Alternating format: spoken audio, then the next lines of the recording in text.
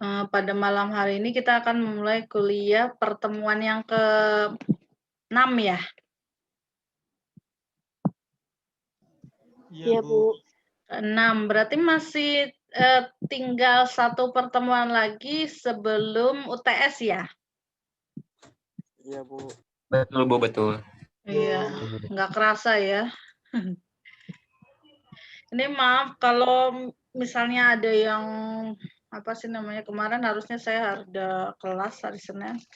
Seperti biasa hari Senin itu banyak kerjaan nih, juga saya buru-buru, tadi juga masih ada apa namanya, mahasiswa yang butuh untuk mengurus yudisium ya. Nanti kalian juga akan ngalaminya lah gimana repotnya untuk mengurus kelulusan ya. Oke, untuk malam hari ini kita apa sih namanya? Materinya masih lanjutan dari materi yang sebelumnya, yaitu materi line balancing ya. Memang di BOC belum saya apa sih namanya? Belum saya upload materinya karena materi pertemuan yang sekarang ini kita akan membahas mengenai jurnal ya. Jurnal. Jadi di dalam line balancing itu ada beberapa metode yang digunakan. Jadi metode keseimbangan lintasan itu ada beberapa, ada RPW, ada Mudiong, kemudian ada Kilbride, terus kemudian ada Branch and Brown juga ada. Nah, ini apa sih namanya untuk sebagai bahan referensi kalian juga. Kalau misalnya nanti pada saat kalian akan mengambil tugas akhir atau skripsi, itu mungkin kalian bisa menggunakan salah satu atau dua dari metode yang akan saya bahas berikut ini. Gitu ya. Sebentar. Saya share screen.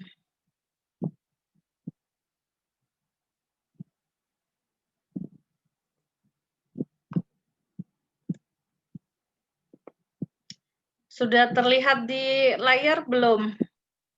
Sudah, Bu. Sudah. Bu. Oke. Di sini ada 3 metode ya. Sebenarnya kalau yang di jurnal yang pertama ini ada beberapa metode yang digunakan.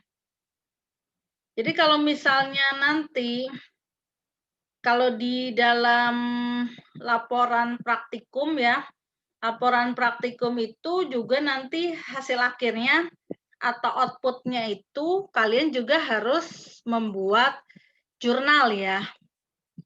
Jadi sebenarnya tugasnya mahasiswa itu juga harus bisa membuat jurnal, bagaimana cara pembuatan jurnal.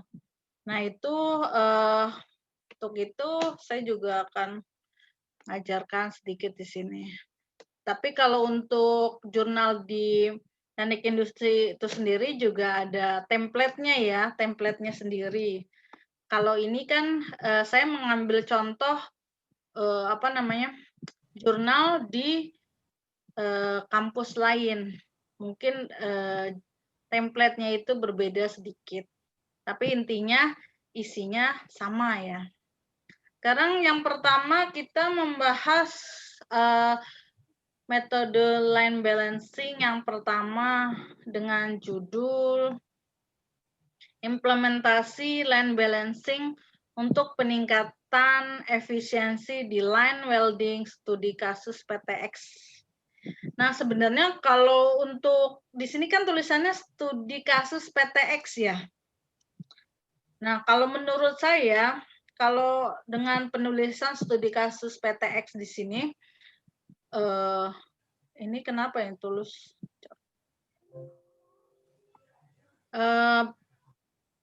Sebaiknya tidak perlu ditulis studi kasus PTX. alangkah lebih baiknya ditulis studi kasus di perusahaan otomotif misalnya, atau di studi kasus di perusahaan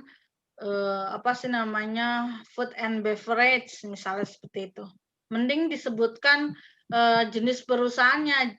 Kalau misalnya disebut studi kasus PTX itu kan seperti rekayasa, nggak tahu itu benar apa enggak perusahaannya. Gitu, lebih baik ya seperti itu. Jadi line balancing di sini terutama memang membahas mengenai keseimbangan lini, stasiun kerjanya, lini produksi, waktu menganggur atau idle time, dan bottleneck. Apa itu bottleneck? Ada yang ingat? Apa bottleneck? Penumpukan, Bu. Penumpukan. Kelebihan, Bu. Penumpukan ya. Kemacetan. Tapi kalau di bahasa Indonesia kan itu leher botol ya. Ada kemacetan di tempat tertentu seperti leher botol. Nah, ini kita ngambil salah satu contohnya itu di PT X, maksudnya produksi knalpot. Mendingan sih di awalnya itu ditulis di PT, studi kasus di PT knalpot gitu. Maksudnya di perusahaan knalpot gitu. Kalau begitu kan lebih jelas ya, judulnya lebih spesifik. Kalau PTX itu kan kesannya rekayasa, ada rekayasa di situ. Kalaupun memang kalian akan menyamarkan nama perusahaan di skripsi atau TA nanti, mendingan sebutkan jenis perusahaannya saja. Nah, ini latar belakang masalahnya itu di sini. Permasalahannya di sini adanya produksi massal di mana metode dan elemen-elemen kerja yang sama dilakukan berulang-ulang. Efisiensi line-nya rendah dan balance delay-nya itu tinggi. Nah, tahunya efisiensi line-nya rendah atau balance delay-nya tinggi itu seperti apa? Nah, pasti itu ada perhitungannya terlebih dahulu gitu ya. Nah, kalau di materi sebelumnya itu kan kita sudah membahas beberapa metode-metode untuk perhitungan efisiensi line sama balance delay. Nah, itu perhitungannya bisa kalian hitung sendiri ya, karena perhitungannya sangat mudah. Jadi saya nggak terlalu mengajarkan hitungannya. Apalagi kalau misalnya kalian menggunakan software line balancing di praktikum, itu akan lebih mudah lagi. Gitu ya. Nah, ini rumusan masalahnya ya. Itu bagaimana meningkatkan performansi line welding 1DY yang ada saat ini. Terus kemudian mendapatkan model keseimbangan lintasan yang lebih efisien untuk line welding. Berapakah jumlah kebutuhan operator atau tenaga kerja yang ideal untuk line welding? Nah, ini penentuan operator pun juga bisa menggunakan line balancing. Jadi line balancing ini nanti hubungannya dengan penentuan jumlah operator, kemudian hubungan juga dengan tata letak produksi atau layout produksinya, macam-macam ya, tergantung permasalahannya. Nah, ini rumusan masalah, tujuan dan manfaat penelitian. Sebenarnya kalau tujuan itu harus menjawab rumusan masalah ya, di sini tuh salah. Harusnya kalau misalnya rumusan masalahnya 3, tujuannya juga harus 3. Tujuan itu menjawab rumusan masalah. Harusnya ya. Nah, ini kemudian metode yang digunakan di sini ada metode Helgeson-Birney. Jadi sebenarnya kalau line balancing itu metodenya itu banyak gitu. Tinggal disesuaikan aja. Jadi kalau kalian mau menentukan metode itu tidak boleh langsung ditentukan ya. Misalnya kalian mau pakai RPW, rank possession weight gitu ya. Kenapa kalian mau pakai RPW? Karena metodenya itu mudah gitu ya. Paling mudah pengerjaannya, ya tidak bisa seperti itu. Dibaca dulu metode per metodenya. Kalau metode Helgeson-Birney itu seperti apa gitu. Urutan elemen kerjanya seperti apa. Terus kemudian metode Kilbride-Webster heuristic juga seperti apa. Apa bedanya metode ini dengan metode Helgeson-Birney gitu. Kalau di sini kan Helgeson itu jika pada stasiun kerja terdapat waktu sisa setelah penempatan sebuah operasi, tempatkan operasi dengan urutan selanjutnya pada stasiun kerja. Nah, begitu pula di metode Kilbride-Weston heuristic juga ada tahapan-tahapannya. Tapi sebenarnya intinya sama, cuman tahapan-tahapannya itu berbeda gitu loh. Tahapannya itu yang lebih detail yang mana? Yang semakin banyak tahapannya ya pasti ya semakin detail itu metode line balancing tersebut. Kemudian di sini ada metode Mudiong juga. Di sini juga ada tahapan-tahapannya. Mudiong. Terus kemudian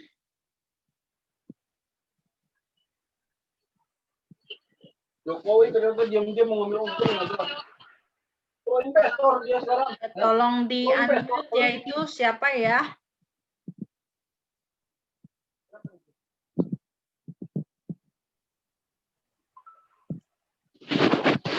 Nah, kalau di antara 3 metode itu yang paling banyak tahapannya itu di Mudiong ya. Tahapannya satu persatu. Kemudian di sini ada parameter untuk performansi line-nya. Jadi menghitung line efisiensi terlebih dahulu. Waktu kemarin juga sudah kita bahas. Intinya rumusnya sama ya. Terus kemudian ada balance delay, perhitungan balance delay, ada smoothness index juga. Nah, ini hasil pembahasannya. Sini ada datanya ini, data untuk setiap proses dan waktu siklusnya. Kemudian ini juga ada jumlah permintaan selama 3 bulan dengan waktu kerja tersedia per menit. Ini ada analisis kondisi awal seperti ini. Jadi harus ada layout-nya juga ya, gitu. Terus kemudian perhitungan idle time berdasarkan waktu kerja stasiun terlama, terus stasiun kerja berapa. Kalau misalnya stasiun kerjanya ya tidak harus sampai 8, tergantung di tempat kerja kalian itu ada berapa stasiun kerja gitu. Terus kemudian perhitungan balance delay, smoothness index. Nah, ini kemudian dibuatlah perancangan metode dengan line balancing. Apakah metode atau alur produksi yang ada saat ini itu sudah sesuai atau belum? Kalau misalnya gara-gara penempatan mesin yang terlalu jauh, mungkin juga akan mempengaruhi idle time atau waktu siklusnya. Gitu. Terus kemudian ada perhitungan waktu take time. Dan ini ada perhitungan metode Helgeson-Birney dan perhitungan dengan metode Kilbride-Weston heuristic dan metode Mudiong. Nah, jadi tujuan dari jurnal ini dia kan semuanya tiga-tiganya ini kan dihitung ya. Mulai dari Kilbride-Weston, Mudiong sama Helgeson. Nah, nanti dibandingkan mana metode dengan indikator performansi yang terbaik gitu. Kalau di sini kita lihat yang paling bagus yang mana? Kalau jumlah stasiun kerja atau operatornya itu yang kondisi awal ya, K awal itu 8. Tapi dengan menggunakan metode yang lain itu sebanyak 6. Efisiensi line-nya yang paling gede itu ada di metode mana?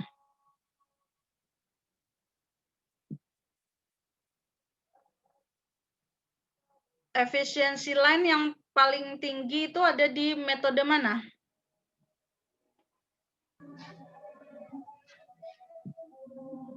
Metode mana efisiensi line yang tertinggi ada di metode yang mana? Model Young itu Bu, gede. Ya, Albright yang mana? di model Young. Modiong. Model Young. Oh, sebenarnya ini Sama Bu. iya sama betul. Jadi efisiensi line Birni, Kilbride sama Modiong itu sama ya. Balance delay-nya juga sama. Kemudian smoothness index-nya juga sama. Jadi ketiga metode tersebut mengalami peningkatan yang cukup signifikan. Tetapi kalau misalnya hasil smoothness index pada Helgeson-Birni itu mempunyai hasil yang lebih baik, yaitu 6,62 apa ini? Itu ininya smoothness index ya, indeksnya paling kecil. Kalau indeksnya paling kecil itu artinya berarti waktunya siklusnya itu lebih cepat dibanding dengan apa sih namanya metode yang lain. Nah, ini kemudian dibuatlah hasil layout dari kondisi usulannya seperti ini. Begitu. Dari ketiga metode ini ada pertanyaan? Ada pertanyaan? Nggak ada? Ini kok hening banget. Pada Bu, mau izin bertanya, Bu. ya, silakan Ricky. Dari ketiga metode itu kan biasanya tingkat kesulitannya beda-beda ya, Bu ya, dari Ya. segi perhitungannya. Ya. Yang paling mudah dan simpel itu biasanya yang mana ya, Bu? Kan itu tadi saya udah kasih tahu, Kang. Untuk metode Hegelson, kan nggak di ini Hegelson, Kilbride, sama Modiong. Tadi kan sudah ada tahapan-tahapannya. Tahapan yang paling banyak itu ya tahapan dari mana tadi? Tahapan yang paling banyak itu ada, nah ini di Modiong ya. Modiong tuh. Tapi sebenarnya sih intinya sama, hasilnya juga sama juga. Cuman kan memang harus dibandingkan ya, namanya juga apa sih namanya? Penelitian. Harus ada pembuktiannya gitu loh. Gitu ya. Nah, sekarang kita lihat lagi di metode berikutnya. Di sini ada rank position weight. Jadi ini perancangan sistem keseimbangan lintasan produksi dengan pendekatan metode heuristik. Sebenarnya kalau yang metode yang tadi kita pelajari tadi itu Hegelson, Modiong, sama Kilbride itu sama-sama heuristik juga ya. Nah, tapi di sini kita lihat RPW. Bedanya apa ini dengan RPW? Apakah ada perbedaan? Apakah hitungannya juga sama?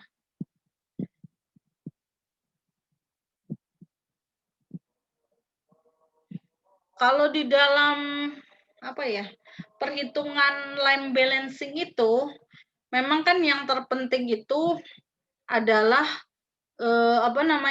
mengukur waktu terlebih dahulu ya. Nah, sebelum mengukur waktu, maksud saya setelah mengukur waktu, setiap proses itu kan didapatkan waktunya, misalnya satu proses itu 1 menit, kemudian proses berikutnya berapa menit gitu ya. Dan itu akan diuji datanya valid atau tidak gitu ya. Kalau misalnya di dalam sebuah software itu sudah sudah include sama perhitungan validitasnya, jadi sebelumnya nggak perlu diuji lagi gitu ya. Tapi kalau misalnya di dalam software atau di dalam perhitungannya itu sudah ada valid atau tidaknya, berarti tinggal langsung diolah saja datanya dengan menggunakan metode heuristik. Nah ini, kalau ini contohnya adalah proses produksi kue 1 kacang hijau. Jadi sebenarnya metode ini bisa diterapkan tidak hanya di manufaktur atau produksi saja, tapi juga produksi pengolahan makanan, produksi pengolahan minuman, produksi pengolahan yang lain. Bahkan juga bisa diterapkan di sektor jasa sekalipun gitu. Dan ini ada waktu kerja proses produksinya dalam menit. Kemudian di sini juga ada layout-nya. Nanti layout kondisi awal ya. Nah, ini hasil analisis datanya. Kalau di sini ya, kalau di sini itu diuji validitasnya atau kecukupan datanya dengan menggunakan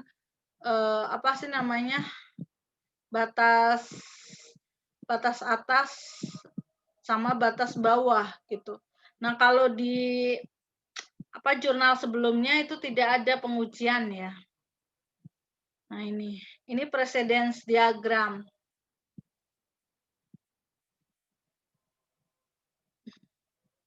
Nah, ini kemudian ini rank position weight-nya itu seperti ini, bobot-bobotnya. Jadi bobot operasinya itu kalau misalnya operasi pendahulunya itu 1, ini waktunya berapa menit gitu. Kalau misalnya operasi pendahulunya ada 1 sama 2, berarti operasi yang 1 dan operasi yang kedua itu dijumlah gitu. Ini ada waktu baku, waktu siklus dikurangi waktu awal. Nah, ini dibuat pembagian jaringan kerja dan wilayah-wilayah. Kalau RPW itu seperti ini ya. Dan kemudian juga ada perhitungan efisiensi lintasan menggunakan rank positional weight. Balance delay-nya juga ada. Jadi di tiap metode itu balance delay itu ada. Kemudian ada smoothing index-nya juga. Ini ada. Dan kemudian ini pembagian jaringan operasi dalam 4 stasiun kerja. Jadi dari metode ini itu hasilnya itu seperti ini. Jadi di dalam RPW itu ada beberapa metode lagi yang dipakai, metode heuristik. Dia ada RPW, RCR, sama RA. Kalau yang tadi kan beda ya, heuristik juga tapi metodenya beda. Kalau yang ini ada RPW, terus kemudian ini Large Candidate Rules, RCR, sama metode Region Approach atau RA.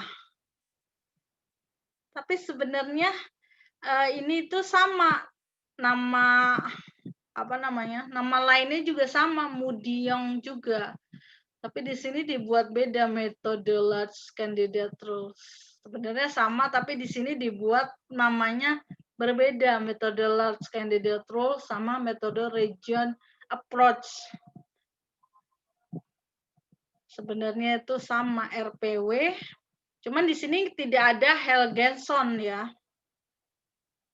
Jadi hanya RPW, Kilbride sama Mudiong.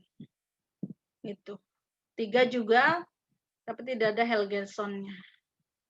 Nah, ini hasilnya perbaikannya, efisiensinya juga. Tetap menghitung balance delay dan smoothing index-nya juga. Ini ada usulan layout baru. Bagaimana caranya biar mengurangi waktu siklusnya itu. Dan stasiun kerjanya dibuat berbeda, tidak seperti yang stasiun kerja awal. Itu ya. Dari metode yang kedua, ada pertanyaan? Tidak? Bisa dilanjut? Oh, hening ini. Bu. Ya, jadi belum tentu Ya, Bu. Oke, dilanjut ya. Bisa, Bu. Lanjut. Iya, Bu. Kemudian ada metode yang selanjutnya, ada metode branch and bound. Waduh, ini nama.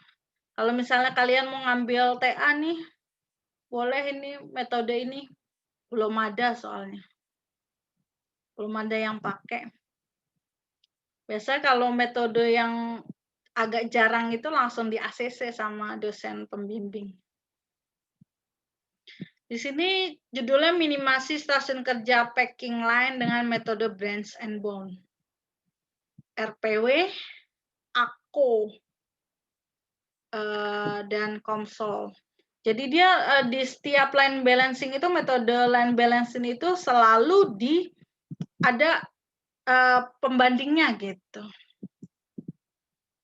Dengan metode ini dan ini saya jelaskan sebentar aja ini, balance and bound.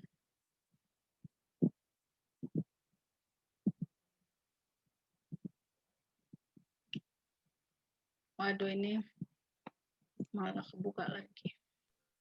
Bu, nanya Bu, Ya, silakan. absensi BOC belum dibuka ya? Oh gitu. Belum ya? Iya, terakhir pertemuan 5 doang Bu, terakhir Bu. Oh iya, nanti saya coba ini dulu ya. Soalnya kemarin sistemnya itu rada susah dia. Nggak ngerti kenapa, mungkin lagi maintenance ya. Nanti ya saya ini. Iya Bu, ditunggu. Saya cek dulu ya. Oke. Nanti saya buka. Oke. Ini sama ya, masih membahas metode heuristik ya. Intinya sih dari line balancing ini tuh meminimasi stasiun kerja ya. Dan meminimasi idle time atau jarak dari layout. Nah, ini ada perhitungan BKA, BKB juga. Kemudian ada uji kecukupan data, waktu baku, tetap ya, itu dasarnya itu. Nah, ini ada rumus-rumusnya. RPW, uncolony optimization. Wah, ini kalau misalnya dijadikan satu, apa sih namanya, skripsi ini banyak sekali nih, karena metodenya banyak. Kalian kalau membandingkan bisa 2 aja lah. Ini terlalu banyak ini. Kalau branch and bound tuh seperti ini jadinya gambarnya. Tuh, fungsi objektif, kendala, nah kayak begini, branch and bound. Terus Makanya belum pada makai, Bu. belum, iya memang. Makanya. Cuman ya lumayan juga ini menghitung rumusnya. Kalau menurut saya sih kalau mau menggunakan branch and bound ya hanya satu ini aja. Kalau dibandingkan lumayan banyak soalnya. And Itu colony sekali juga. ngeliat langsung mic. Kenapa? Sekali apa? Yang tadi itu branch and bound itu cara ngitungnya gimana itu Bu? Muncul huruf-huruf kayak gitu. Ini algoritma ini. Bikin Sebenarnya mic kalau langsung itu. Sebenarnya kalau ini kan sebenarnya sudah diajarkan ya di OR ya. Minimasi kendala gitu sebenarnya. Cuma ini lebih detail lagi branch and bond-nya. Kalian masih ingat nggak kendala itu yang dipelajari di OR? Ini kan ada. Linear programming, Bu. Nah iya, itu kan di OR juga.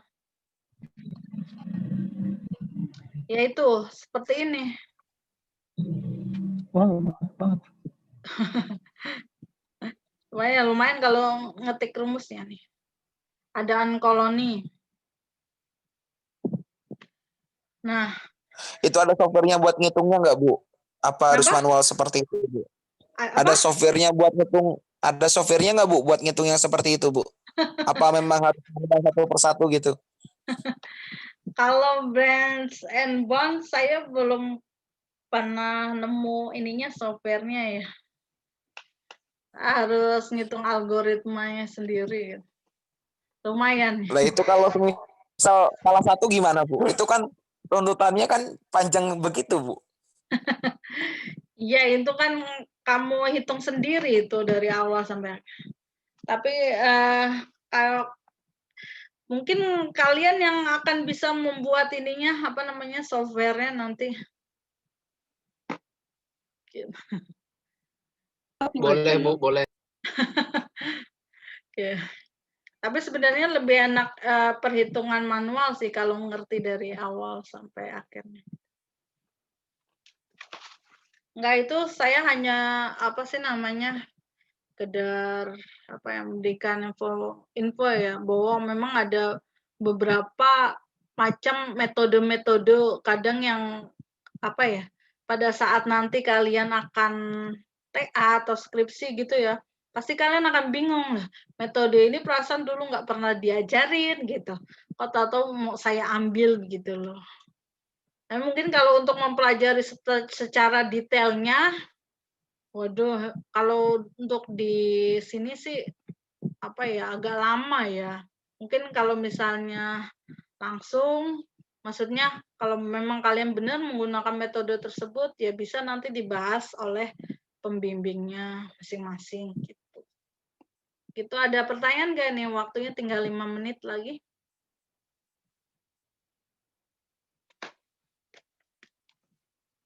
Ada pertanyaan? Saya foto dulu. Habis ini saya coba cek e-learning-nya ya. Sudah bisa belum?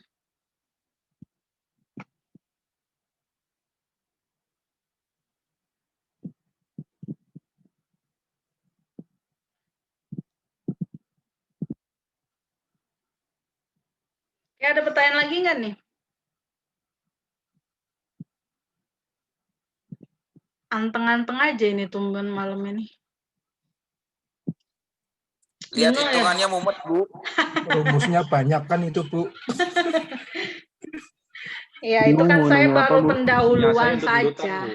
Tapi sebenarnya itu perhitungannya mudah kok. Cuman karena banyak aja. Tapi saran saya ya, kalau kalian mau belajar mengenai metode, salah satu metode tersebut, jangan lihat dari jurnal. Kalau itu kan memang untuk ringkasannya saja ya, untuk menjelaskan secara ringkas saja.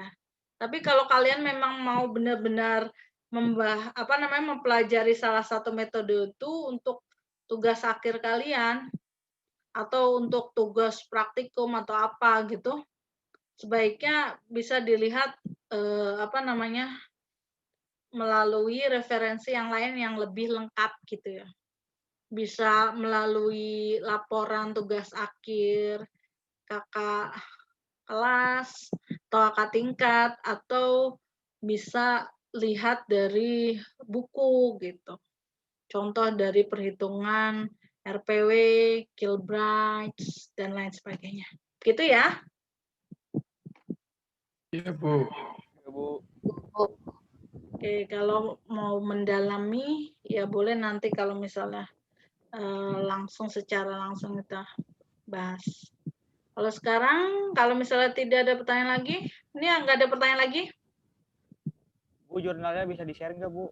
Oh iya, nanti saya share ya di BOC. Oke.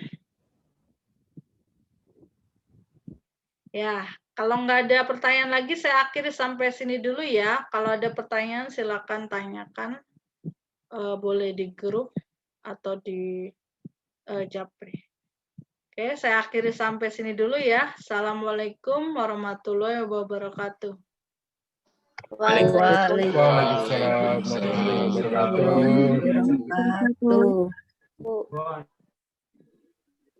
Mana?